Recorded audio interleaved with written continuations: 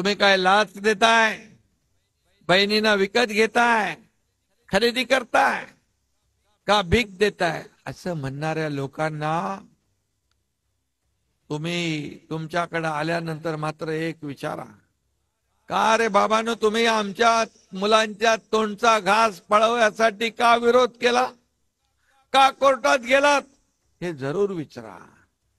काही बोलायचं, माझ्या लाडक्या बहिणींचा अपमान करणाऱ्यांना आम्ही तर धडा शिकवल्याशिवाय राहणार नाही, पण तुम्ही पण योजनेत खोडा घालणाऱ्यांना चांगला कोल्हापुरी जोडा दाखवल्याशिवाय थांबू नका.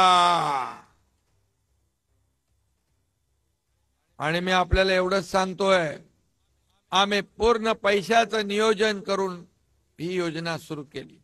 आता 20 नोव्हेंबरला मतदान झाल्यावर 23 नोव्हेंबरला निकाल झाला की डिसेंबरचे पैसे तुमच्या खात्यामध्ये आम्ही टाकणार.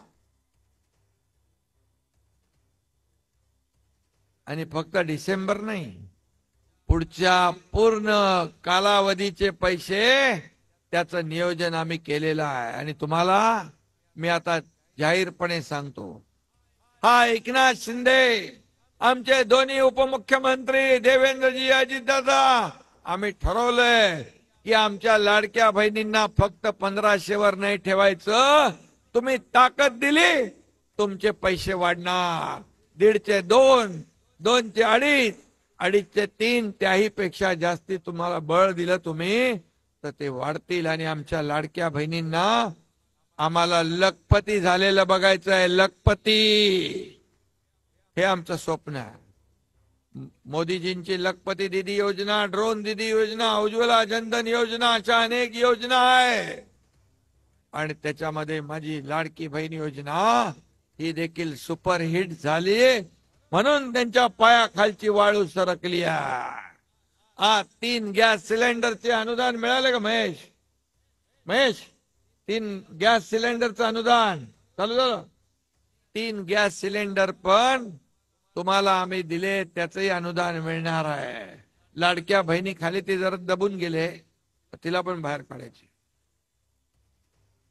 मुलींना डॉक्टर, इंजिनियर, वकील बनायचं आहे, त्यांनाही आम्ही मोफत शिक्षण देण्याचा निर्णय घेतला. मोफत शिक्षण. एका मुलीने आत्महत्या केली, आम्ही लगेच निर्णय घेतला, आमच्या राज्यात कुठल्याही मुलीच्या आत्महत्या शिक्षणासाठी होता कामा नये. हे सरकारचं काम आहे. आज माझे लाडके भाऊ इकडे आहेत.